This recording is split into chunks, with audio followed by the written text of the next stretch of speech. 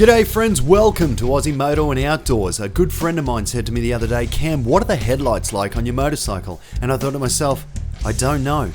In my nearly 12,000 kilometers on this bike, I have not ridden it at night. So I thought, let's get on the bike, let's have a ride at night, let's see what these headlights are like. Pretty soon I realized though that the issue isn't going to be with the headlights, it's going to be with the GoPro. Now don't let this be an example of how good the headlight is on the bike, because it is actually quite good.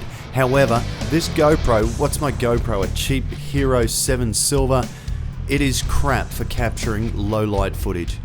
The bike really is pretty good on the headlights. The one gripe I've got is you can't really tell if you're on high beam or low beam, because it doesn't make much difference. Maybe on a really dark highway you might be able to see a bit, but around town I really can't tell the difference between high beam and low beam. So testing the lights on the bike, that is something, as I mentioned, I'd not really done before. But something I had done before was testing the GoPro's ability to record at night. Now I'd only done it once and it was a pretty crappy recording. However, that was a very low light situation without the headlights of a motorcycle or a car, for example.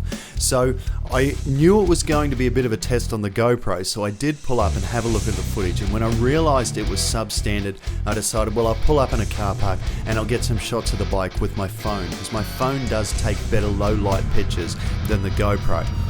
They're still not that good. So I think I need to update my camera. Now, does anybody know what camera takes really good low light footage? I'd really like to show you just how good the headlights are on this bike, but this GoPro and my phone, neither of them are going to give a good example. The lights on the bike really are quite good, with the exception of course being the high beam and the low beam.